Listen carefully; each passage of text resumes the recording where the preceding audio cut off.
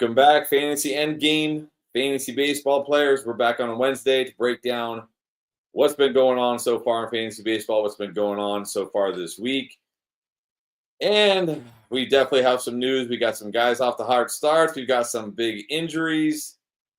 Let's start with those hot starts. So, Pierre, you ready? You ready to jump into it? These guys that nobody thought would be anything, but now they're winning leagues, right? These guys are going to all be league winners. If your league ends after 2 weeks, it's possible. All right. Catcher, Ivan Herrera. Didn't he have like a 3-homer game earlier? Like another homer? On fire. Waiver wire pickup of the year, or like just ride him while he's hot and drop him once he cools off? What are we doing here? Yeah. A lot of people thought he would be a league winner, and now he unfortunately joins the group that is much longer. The list that's much longer of guys who are injured. This looked like it wasn't going to be a big deal, but I just saw today it looks like they're expecting him to be out for maybe up to 4 weeks. So the question is, what do you do? Do you grab and stash, right, a guy on the IL, or if you had him, do you keep him? I mean, the answer is always it depends, because this is not a guy a lot of people even expected. He wasn't drafted, right, in a lot of leagues. In some leagues he was kind of as a sleeper, and now everyone's like, oh, look, this is it, the breakout. I don't fully buy it because, again, one monster game doesn't make for a great season. He's not a power hitter. I don't expect the home runs to really continue. I mean, if your waiver wire is really thin at catcher, then I guess you could stash him, but I don't think it's necessary. I hate to say it, a lot of people want to buy into it. It's like, sure, maybe he would have had a huge breakout season if he didn't get hurt. But again, you got to realize that I don't think the ceiling is as high as what we now are all of a sudden thinking it is because of one really hot week. So bottom line is, nice start, not a must keep. What about a guy who maybe the hottest of all the hots, Wilyer Abreu, batting a cool .412, but also has 10 runs, 12 RBIs, has walked 8 times, 3 home runs, and even has chipped in a stolen base. Are we seeing a breakout here? This is going to be a breakout season. Well, I think the truth is going to be somewhere in between. I think he takes a step forward. I think he has a good season, but again, let's not kid ourselves and think he's going to have this huge MVP-like season. So, the power is there, but it's not. He doesn't have a plus power tool, right? He's not a power hitter. So, strong start might inflate the stats a little bit. Definitely worth adding, definitely worth starting as long as he's, keeping up. It's kind of amazing that he's been able to do this as bad as the Red Sox were the first week offensively. So I'm, I guess, sort of buying into Abreu. I think he'll be very solid. He'll have a good season, but I don't expect some sort of a massive breakout.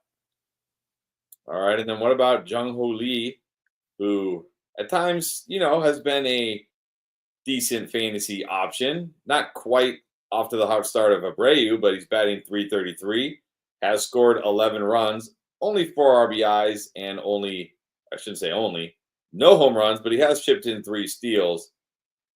Is this it? Is this year where we get like a full year of him being fantasy relevant, or is this going to be more of the same where, take what you get while he's hot and then drop him when he cools off? I liked Lee quite a bit last year, and of course this season was mostly lost. I mean, he didn't do much, and then he got hurt, and then we forgot about him. I tempered my expectations here because really doesn't have a lot of power. Yep. Speed, a little bit. He's not going to steal too many bases. I think you can look for maybe some help in batting average and runs scored if he's still at the top of the lineup. So again, I think he's useful, but more of a floor player than anything. So I don't expect an amazing season here, but I do think there's some use for him as maybe like your third outfielder. So in shallower leagues, 10-teamers, he really doesn't need to be rostered. In 12-teamers, he's definitely going to be useful. I think he's more attractive in a points league Again, not because of this high ceiling, not because he'll give you these big weeks in fantasy, but because of the consistency. So I'm mostly buy into Lee. All right. And then I'm pretty sure you're going to buy into this one. Pitcher Hunter Green has been absolutely tremendous to start the season. Got a 1.31 ERA, a 0.63 whip. That is not a mispronunciation. 0.63. Has 23 strikeouts in 20 innings and only 3 walks. This is a guy who's always had a lot of talent, has always had a lot of arm talent. Is he finally putting it together? Is he going to have a dominant, potentially Cy Young dominant type of season? I'm not going to pronounce any Cy Young winners yet, just universally. But finally, I'm going to go with a very affirmative yes, all in, 100%. I was all over Hunter Green last year. I was super high on him, and he was mostly good, right? A couple of rough spots, like anything, and we always worry about health, right? Anybody who throws that hard, you always worry, right? You're just waiting, like was waiting for the shoe to drop, or I guess the elbow to fall off. But I love Green. He's got his control finally reined in. You know he can blow hitters away. I still love Hunter Green. Now, my only regret is not being as high on him this year, right? Because I was like, okay, let's see. You know, maybe I was too high on him last year. No. I'm all in. And so this is not a good time to try to buy Hunter Green, but I'm not selling high. And we're like, oh, he had a great game. So no, don't sell Hunter Green. Yeah, no. Hunter Green was the guy I was targeting in our draft. Wasn't able to get him, unfortunately. All right. It's not all good news, though.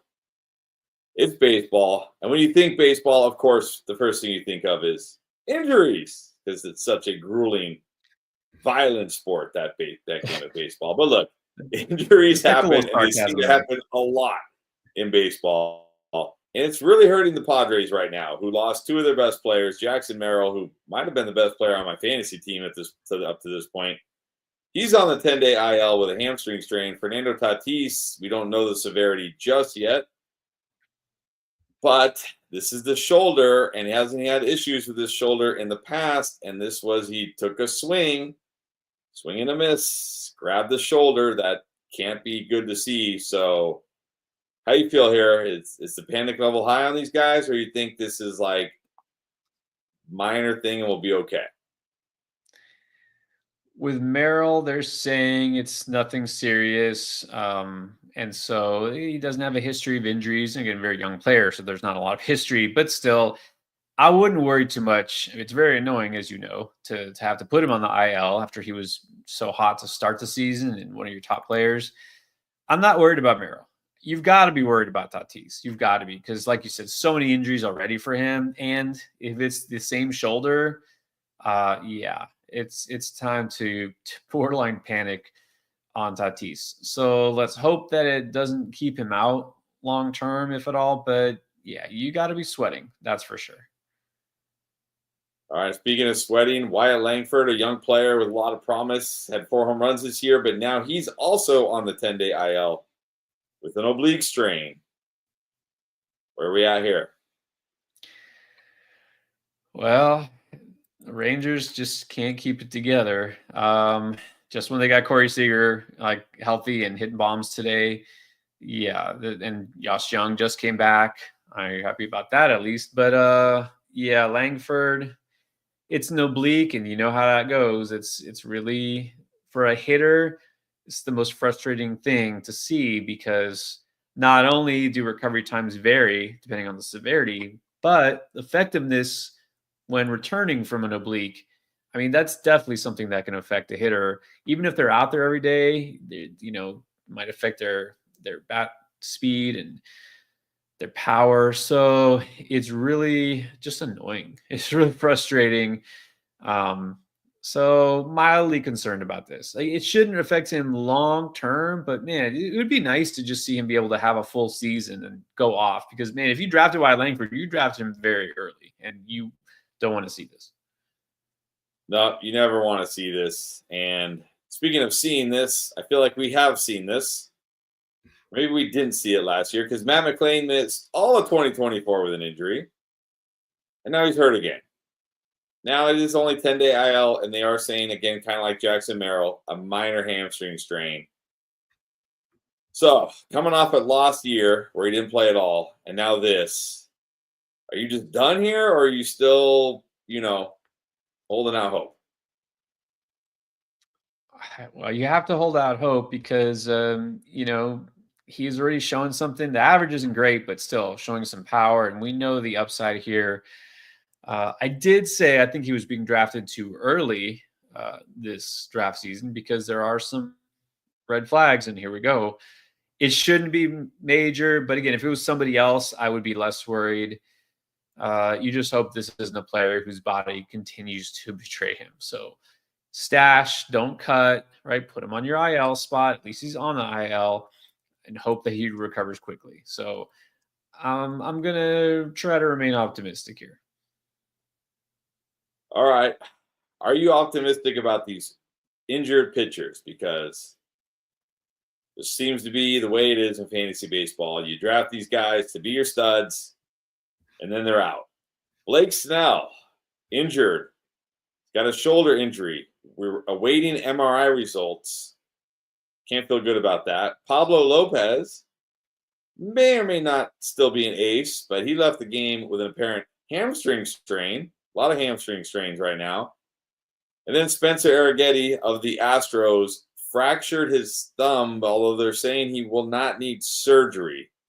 So where are you at with these guys? Who are you most worried about? Who do you think is going to be okay? The one I'm most sad about is Arrighetti because he was my favorite sleeper. I drafted him on several teams, so now I get to put him on the IL on several teams. And it's just so annoying because it wasn't even like, not that I wanted it to be, but like it wasn't even like a throwing, like a shoulder issue or something like soreness. It was like a stupid batting practice accident.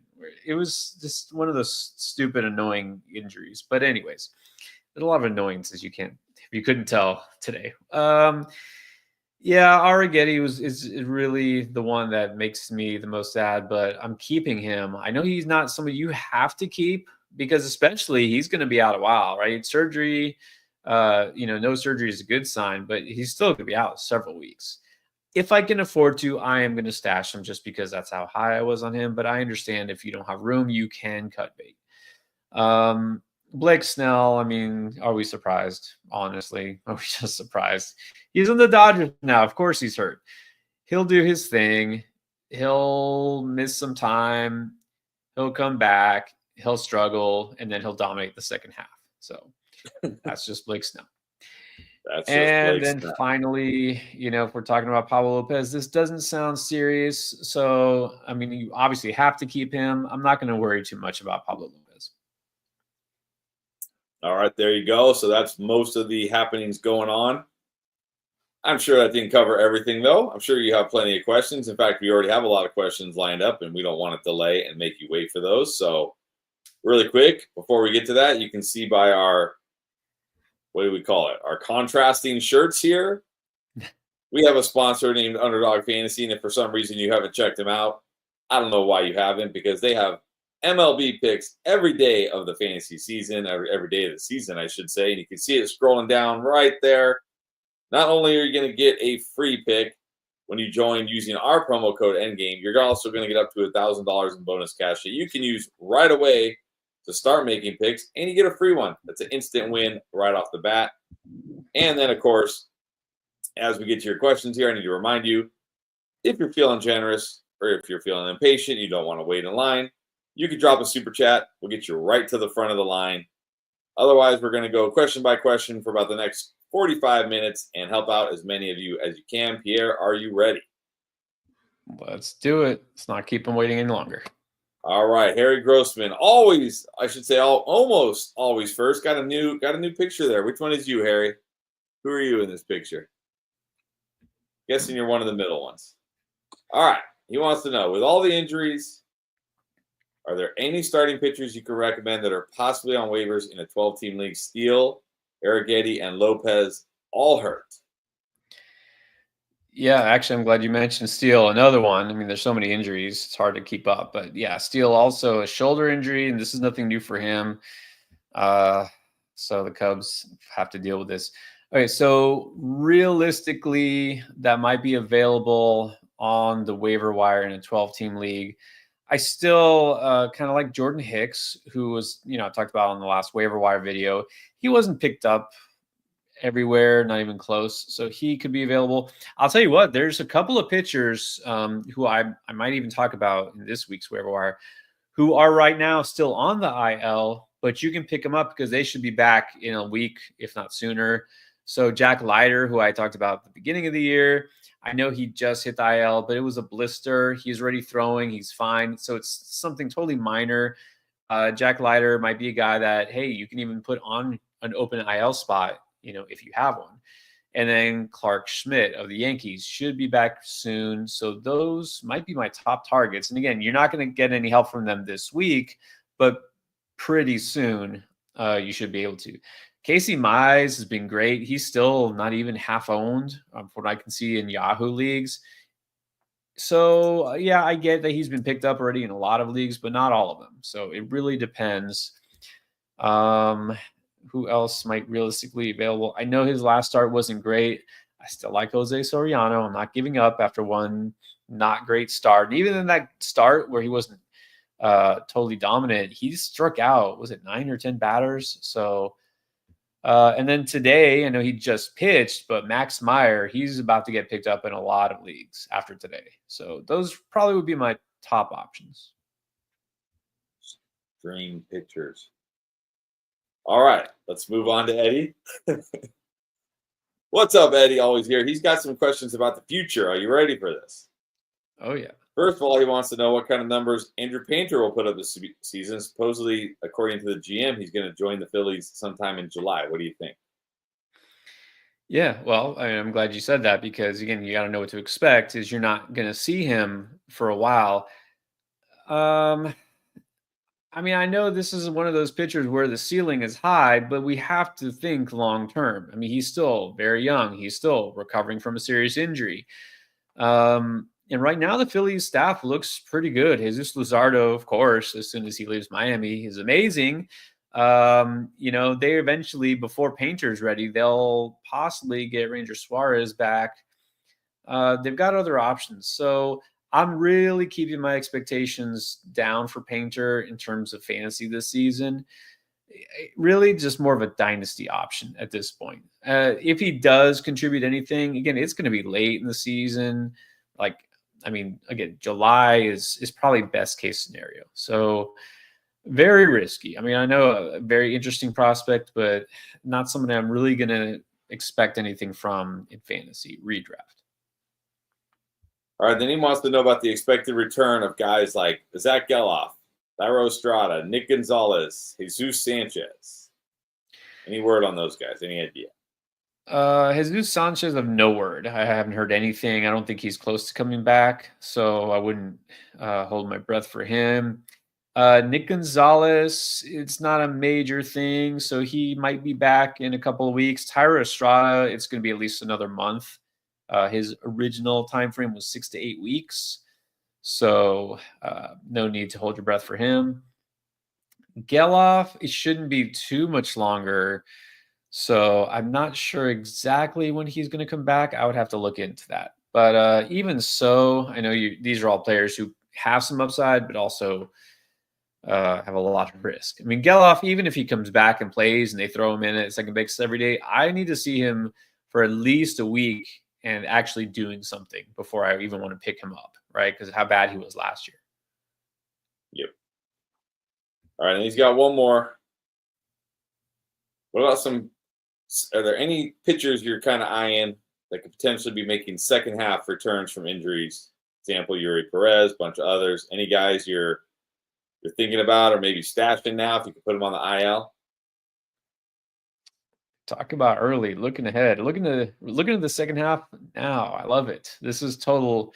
Is this not what we preach, right? End game. Exactly. Thinking 3 moves ahead, thinking 3 months ahead. Yuri Perez, super risky because, I mean, the way he throws and the injuries already.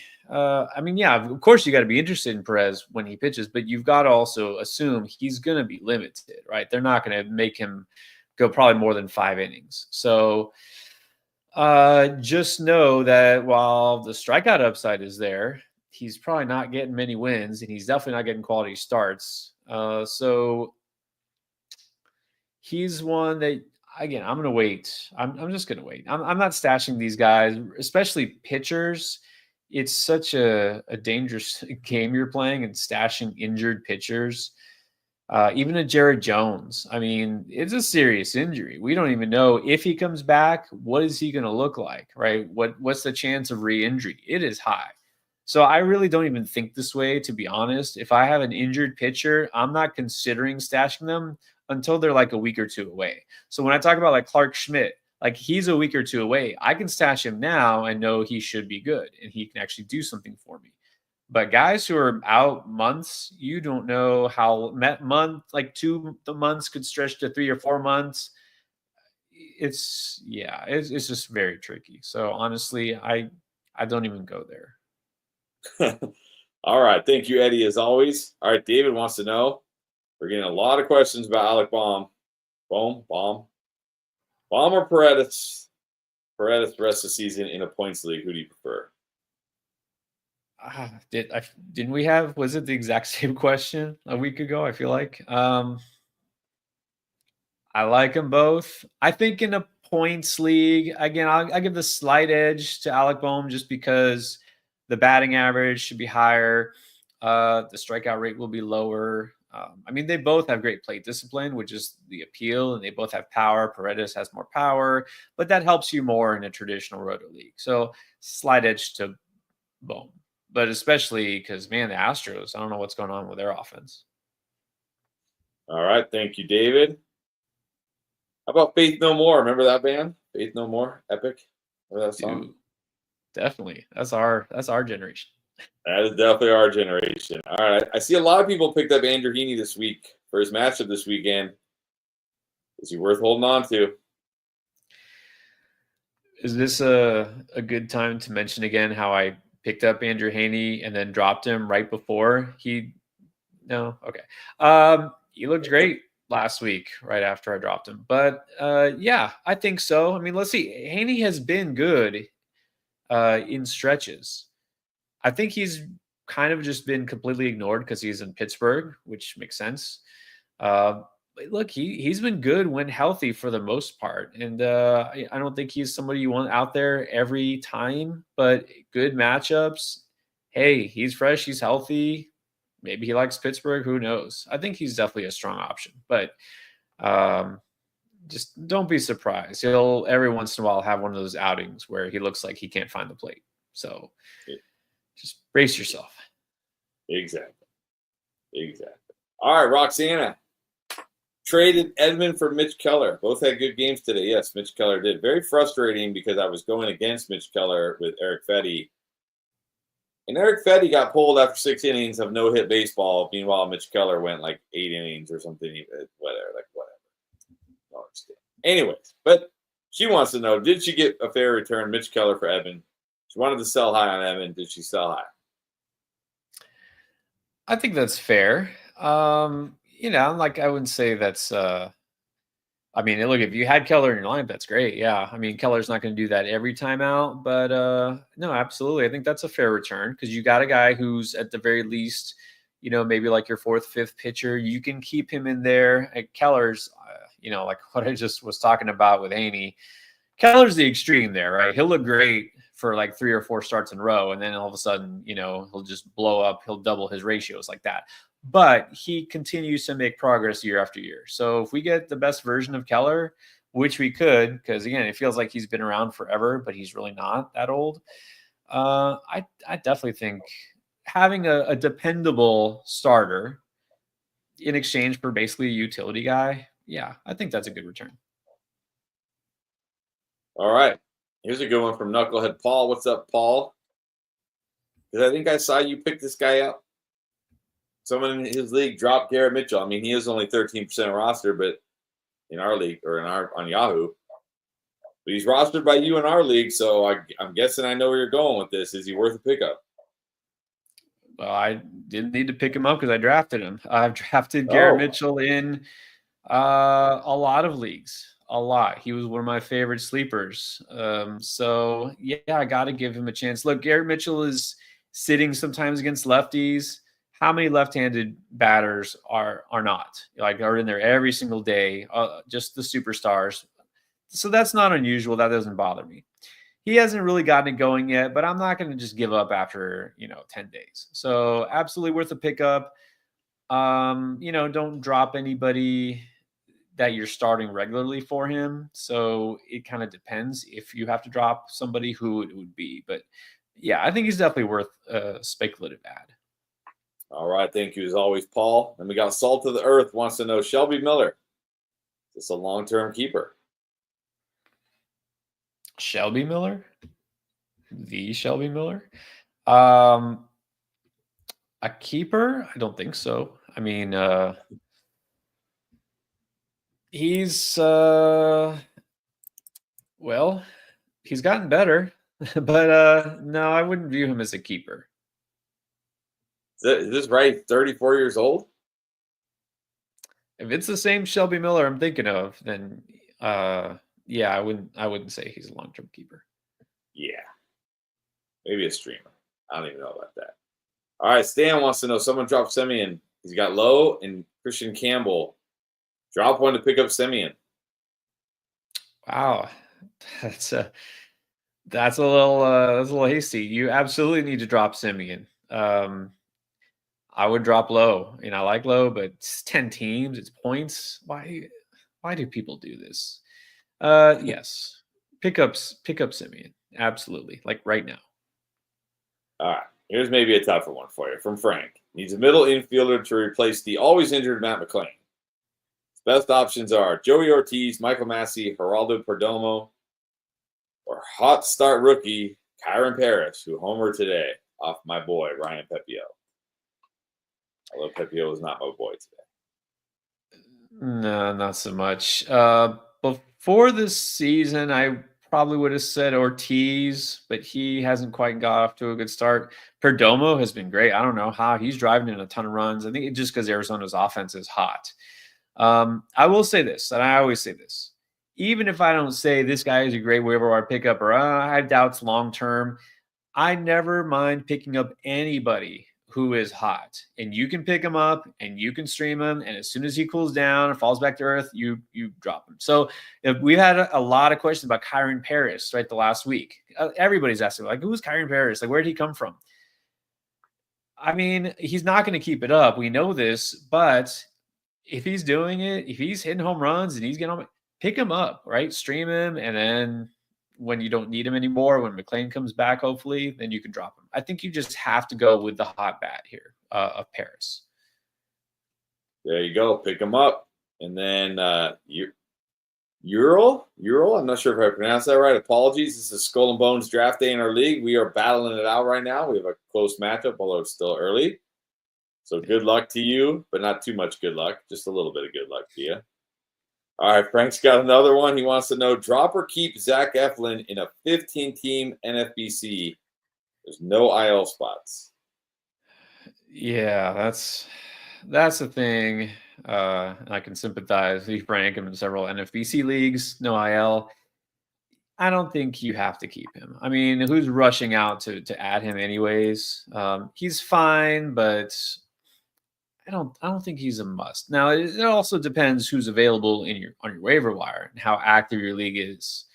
But still, at the end of the day, I don't know that you'll be sad if you drop him and you lose him. So not a must hold. All right, and then Dexter, what's up? Wants to know, you panicking on Dylan Cease? A hefty 7.98 ERA, 18 strikeouts, only 6 walks. That's not bad, but 13 earned runs in 14 innings, 17 hits. What's the panic level here? When you talk about a guy getting lit up, yeah, he got lit up, but it's one start. I mean, look, even the best pitchers will have days like this. If there's some underlying reason behind it, if we see that the mechanics have changed for the worse, if we see like he's lost velocity or something's going on, we suspect injury, like okay, but I don't think there's anything else behind this. I don't know why he didn't show up, but man, he definitely didn't show up and he hurt you. I've been there before, but you're gonna have to forgive and forget and just move on. Just next time he goes out there, put him in your lineup. There you go. All right. Don't panic just yet. All right, then Frank drafted 5 Phillies: Real Muto, Stott, Turner, Castellanos, and Marsh. Not his plan, but it just worked out. Are you okay with this, or is this a little too much, a little too risky? I'm okay with it as long as it's a good team, and it is. Yeah, I mean, it's fine. Marsh is a guy you're probably not starting all the time, and you're talking about your NFBC team, which is a 15-team league, and it's hard to get good hitters off the waiver wire. Yeah, totally fine with this.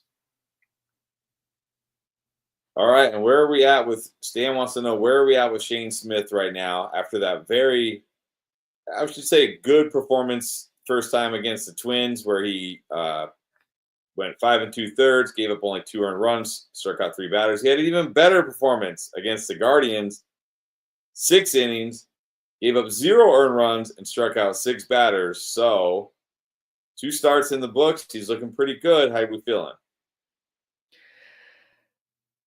Good, optimistic, but cautiously so because what's right around the corner.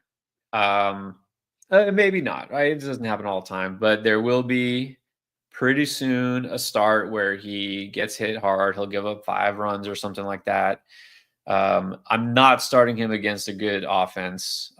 Just not, because we're not there yet. He is not in the circle of trust, and I'm not sure how long it'll take for him to fully get there. We have to remember too, wins are going to be hard to come by, generally speaking, because he's on the White Sox. So interesting. I mean, look, he did show something. I know it was spring, right? Spring training is spring training, but he got some buzz when he faced the Dodgers, which was full of their starters. Like this wasn't just like a split squad. Like he struck out Freddie Freeman. He struck out Ohtani.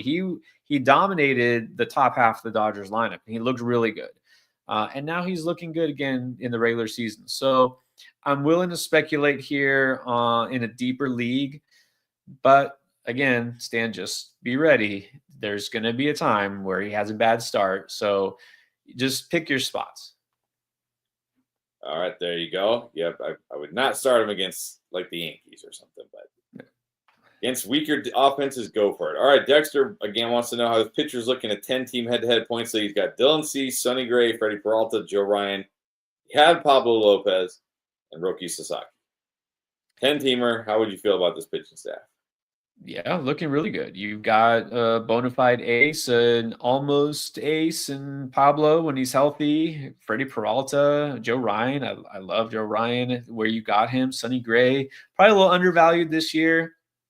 Roki is the wild card. I mean, disappointing so far. It's still early. Just know there's going to be ups and downs with Sasaki, but for a 10-teamer, very solid.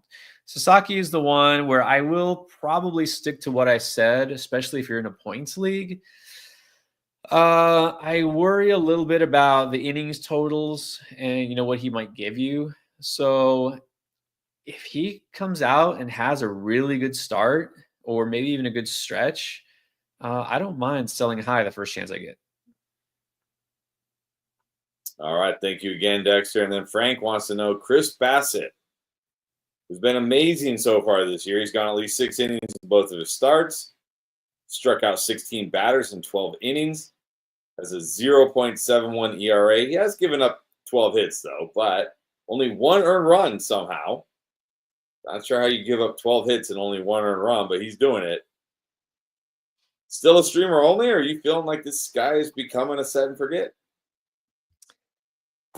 I mean, This is very much a known commodity. What he is what he is. I mean, he's doing great so far. He'll have some, some stretches like this. But come on, you know what he's going to give you, an ERA maybe in the high threes. Solid, but not great whip. And in fact, his whip was horrible last year. But he kind of turned it around in the second half, but still. The K rate will be just right at league average, not above. Wins, he's fine. He's a back end of the rotation kind of arm. So, I mean, basically, he's overachieving right now, or at least he's had 2 really good starts, but you can keep him in there for now. All right, for now. And then salt of the earth again. I think I know where you're headed on this one because I watched your video, your buy low video. Spoiler alert. Bryce Miller, keeper or kicker? Get him out of here. I'd say keeper. Yeah, go watch the buy low video if you haven't yet. Salt of the earth. You'll hear all of Pierre's thoughts on Bryce Miller. But yeah, definitely keeper. And then I know how you're probably going to feel about this one. Fitted in the 798. If Jose Soriano is out there on the waiver wire, are you picking him up?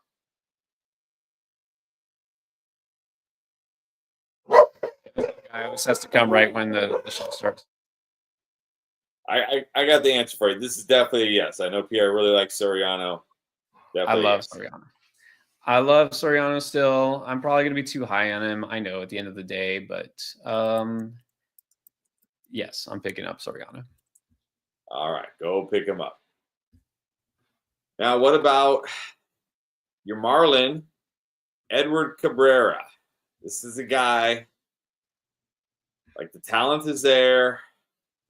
But man, so is that volatility, right? What are your thoughts? What are your thoughts here?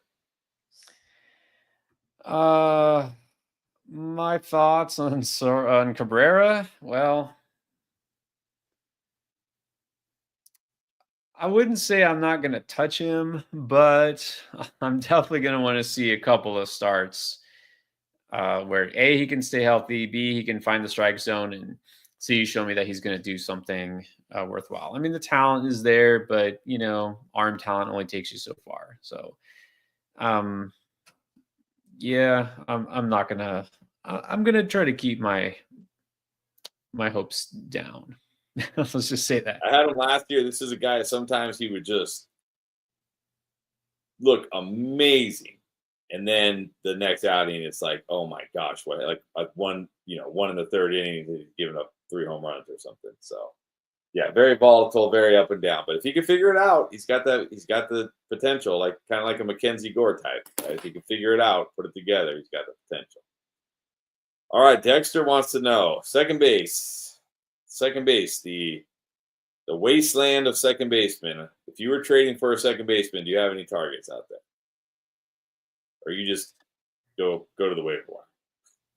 Well, yeah, second base is, again, that position that not just me, but a lot of people kind of went into draft season saying, look, either get one of your top studs early or just wait. And I waited. And if you grabbed one of those players early, you're already not very happy because Ketel Marte is on the IL, right? And he'll come back.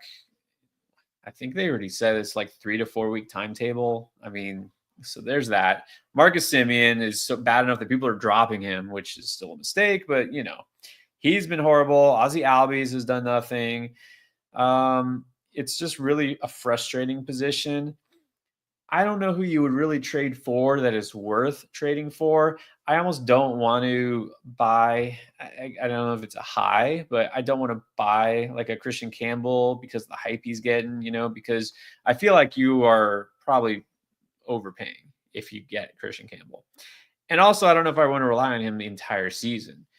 So I probably just look to the waiver wire. Honestly, I'm not sure who I would trade for. Now, Mookie Betts does count as second base still on Yahoo, so you can call him your second baseman. But look, you know what you're going to have to give up to get a Mookie Betts or a Jazz Chisholm. And so you're not talking about a buy low situation. You're talking about paying through the nose just to secure that one spot. You can stream, you can pick up and get by with some of these other players. I don't know that there's anybody specifically at that position I would target in a trade. I like Jordan Westberg, and I feel like you get him at a reasonable cost, but yeah, I don't think there's anybody else I can think of that I would actively trade for. All right. Thank you again, Dexter. Appreciate it. And then he's got one more. Which early season bust do you prefer, Jake Berger or Alec Bohm in a points league? Again, points league, you got to go Bohm. All right, the slugger, the home run hitter will help you more possibly in Roto, but I still prefer Bohm in that format. I'm not going to give up on Berger. I mean, Chris, if you want to drop him, that's fine. I understand. I'm not dropping Berger, but my good. But I even knew what I'm like. Here's my thing with Berger. Now, you got to take anything I say related to fantasy baseball. You got to take it with a little grain of salt. But Berger, to me, feels like one of those guys, he ends the season with like 28, 29, 30 home runs. But like 20 of them come in 2 months. And then the rest of the time, he's miserable, right? You get like these 2 months where he's just like, hits a bunch of home runs and everybody's like, oh, but the rest of the season, he's terrible, which is great for those 2 months, but really kills you the rest of the season. It could be. He's done that before. Last year, he was pretty consistent first half, second half, but he definitely does go on heaters, right? But that's the thing. Like when you got guys who were, who were made for the bomb squad, that's what's going to happen, right? The bomb squad isn't even hitting. I don't even know what they're not stealing bait. Like what? Okay. Last April, Ellie De La Cruz had 17 steals. He has 2. Why does this guy not run anymore? What happened? He's saving his legs for the second half. It'll get there. It'll get there. All right, let's see. All right, Anthony, what's up? Just getting here. If you had to choose, would you take Mize or Casey Mize or Max Meyer? Oh man, tough choice. Both good options at this point. Again, totally objective here, not my cynical Marlins bias. Being a Marlins fan means that I am typically biased against them because I'm a long-suffering Marlins fan. But besides that, Mize a better chance typically for wins, being on a decent team. Mize, Mize at one point was the number 1 pitching prospect in all of baseball. If he's actually got it together, I think it's got to be Mize. I mean, I like Meyer a lot too. Trust me, I'm in on both. But if I had to just pick only one, I would go Mize. Yeah, and again, you got to take anything I say a little. And the scary thing about having Meyer, like last year he was pitching great, and then the Marlins just said, like, we're just going to send you down. Like, you just never know when the Marlins are going to decide, like, we're going to limit this guy's innings, or we're just going to do something crazy like that. You know what I mean? Like, it's about. I'm dropping. I'm getting kicked. All right. Am I here? Everybody got me? You got me, Pierre? You hear me? Yeah, I got you back. All right, yeah, look, I dropped there for a second. Not sure what happened, but I'm back. But anyways, yeah, I think Meyer's just a little bit safer. Because Meyer, like with the Marlins, you never know when the Marlins are going to be like, right. We want to send you or something, so.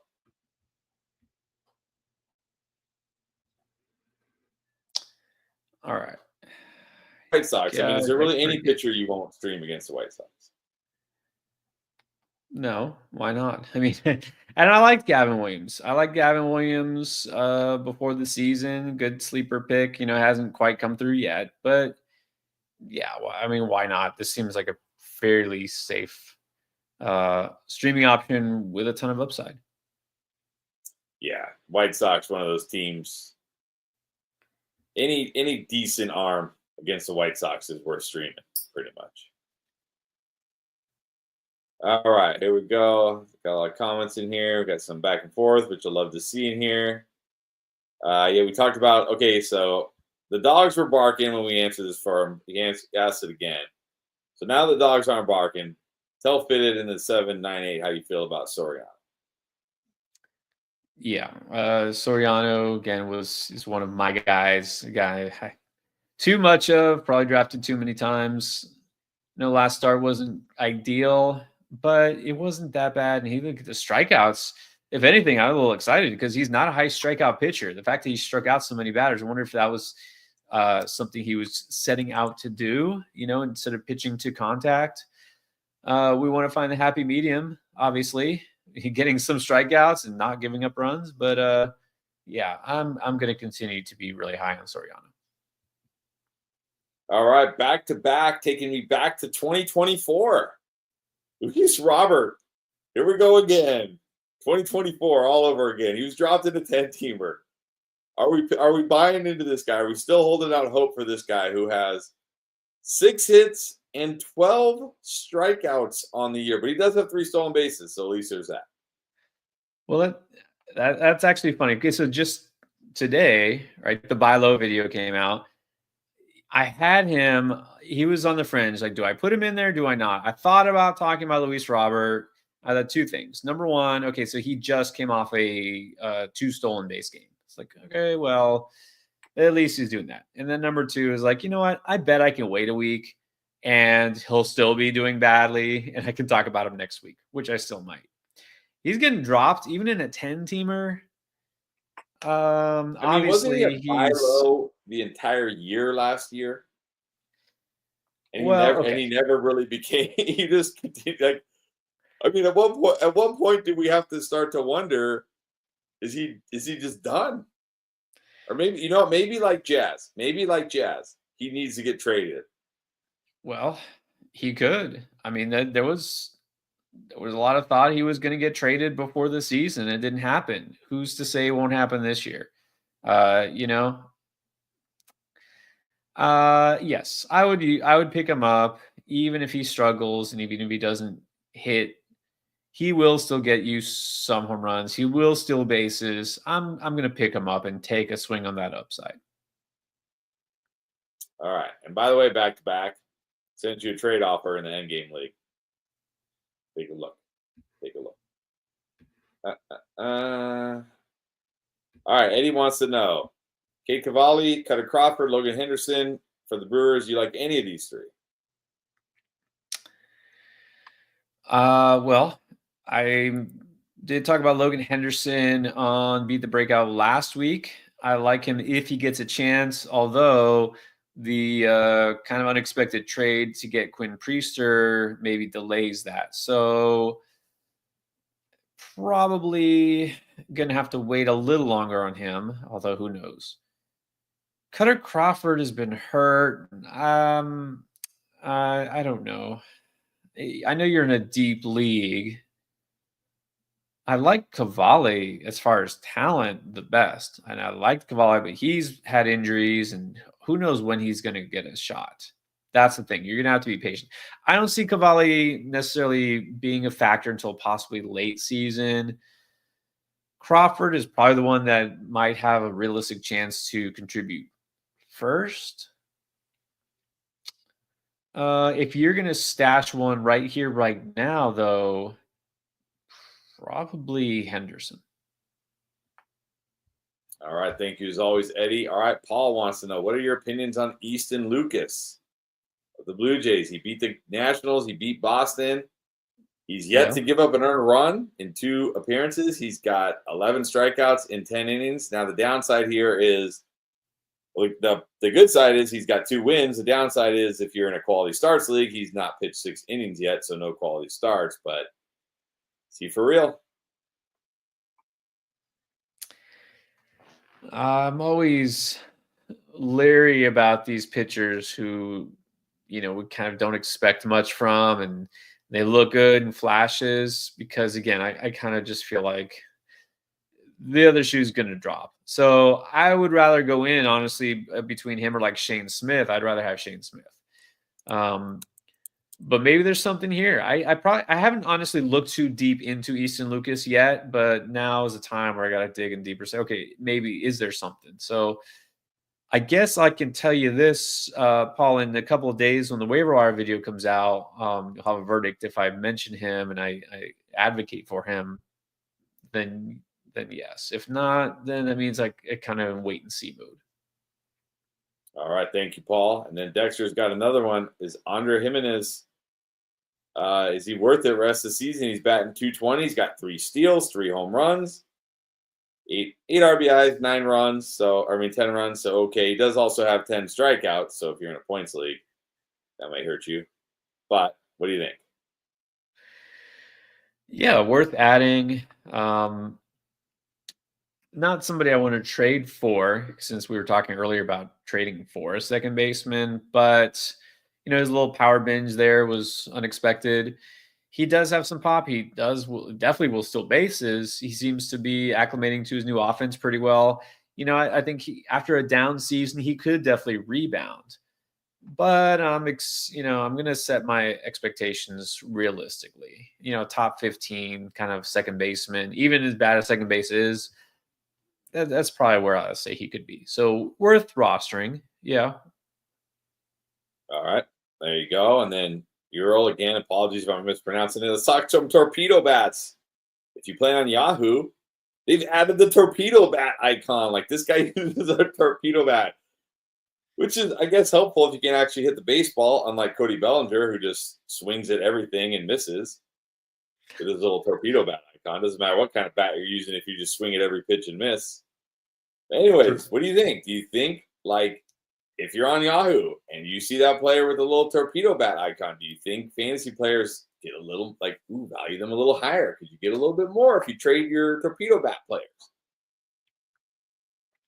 No, this feels like a trap. Yeah, it's cute that they did that little torpedo icon and all that, but like you said, having the bat, it doesn't matter if you don't make solid contact with it. So I'm not going to value players more because they have this bat or that bat. And pretty soon it's going to catch on. And a lot of players are going to have it. But no, don't let this sway you. What I'm going to look at are still the most important things, the underlying stats. The plate discipline, right? The K minus BB percentage, the xWOBA, and all those things that are useful on Baseball Savant. So generally speaking, no. Okay. All right. You're not just buying into torpedo bats, huh? You need a little bit. All right. Okay. All right. Man. How would you pronounce that? Jamer? Gelmer? I apologize. I don't know. Trying. All right, let us know. Let us know down below how you pronounce your name. But speaking of terrible Dylans, we talked about Dylan Cease. How about Dylan's Cruz? Hitting a cool 128, which is a huge increase from his cool 0 that he was batting after the first 5 games or whatever it was. He's available in his points league. Are you still in on Dylan Cruz? He's starting to get better. So we don't want to overreact to a bad start. And I talked about him in last week's panic video. Of course, you should panic when a guy can't get a hit for a week straight. But you know what? He's got the talent. He's got the ability. They're not going to send him down at this point. He's at least showing some signs of life. Now, I did say with Cruz is I have adjusted my projections for him. A lot of people are saying, hey, rookie of the year. He could be rookie of the year. Absolutely. He has that ability. But we still haven't seen him really thrive at the highest level. And I don't just mean in major leagues because he doesn't have much experience in major leagues, but even at AAA when he was there, he wasn't dominating. They just kind of expected that he should be MLB ready, which he could be. But yeah, I don't know that 20 home runs is attainable. I don't know if he's going to get close to hitting 300 this year. So I don't think that he's going to break out necessarily this year, but in a points league, he could be really more of a floor option. So I think you could pick him up, but again, only if you're not dropping somebody, that is more valuable. So it really depends. All right, thank you for that. Appreciate it. And again, if you're still on and you're listening to this, let us know how you pronounce your first name in the comments so we can get it right going forward, because I don't like to get names wrong. Appreciate that. Appreciate the question. All right, VRush26, Jordan Hicks, who I know you like. He's going to face the Yankees next, which I'm sure you don't like. Nobody likes that. But is he still worth the stash as he's trending upwards? And how reliable will he be in the long run? Well, and again, we can still, I think, safely say there are certain teams you can just stream against, like the White Sox and most of the Marlins, and some teams you just don't. You just don't want to do it, like the Yankees. I'm not putting anybody who isn't a bona fide ace out against the Yankees because why would you? That just defies logic. They're not going to score 10 runs every game, but why take that chance? So, no, I'm not starting Jordan Hicks against the Yankees, but yes, I'm still stashing him.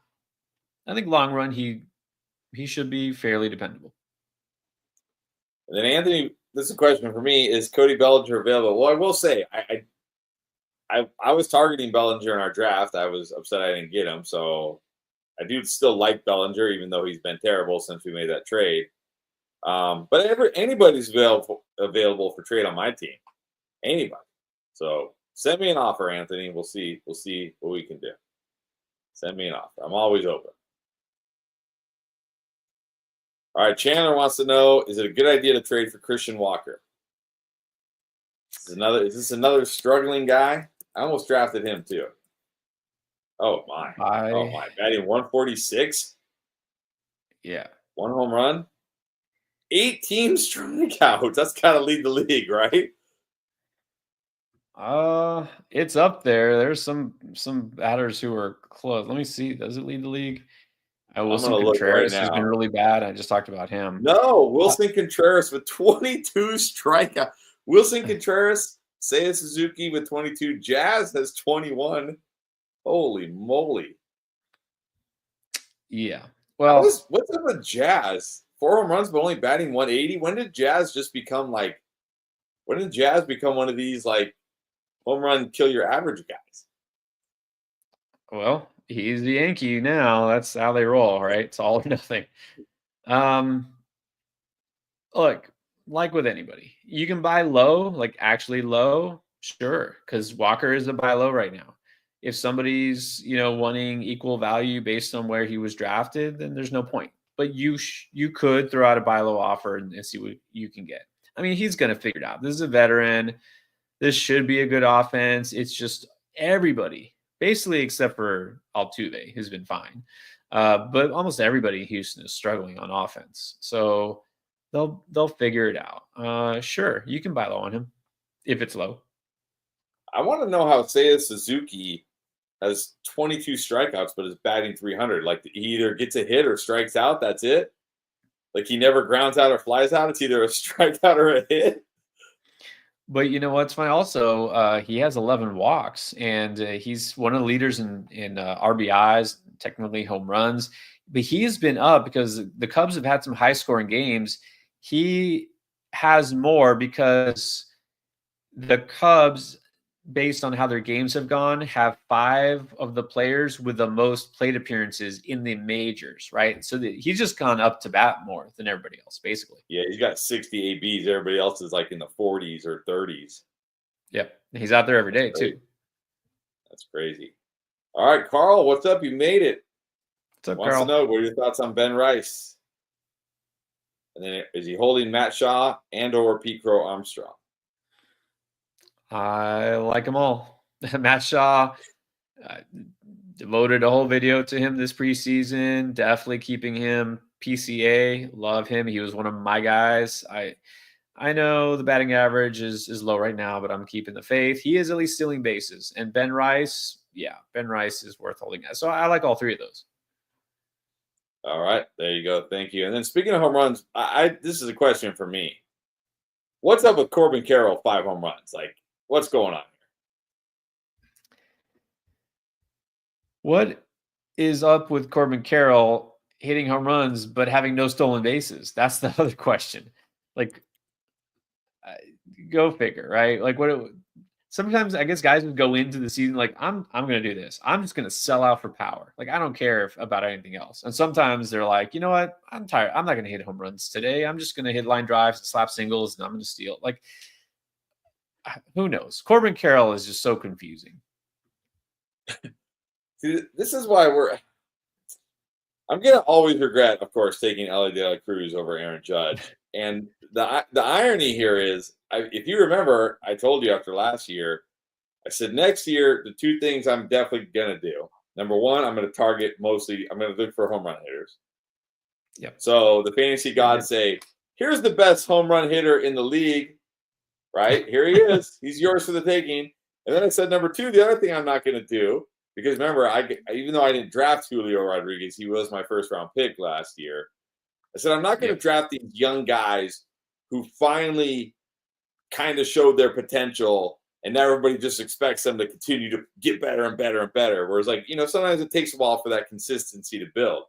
So when the fantasy gods say your choice is the young player who everybody thinks is going to be the next big thing, but has only shown flashes of it, or the best home run hitter in the game, I, of course, stupidly took the former, and now I regret it.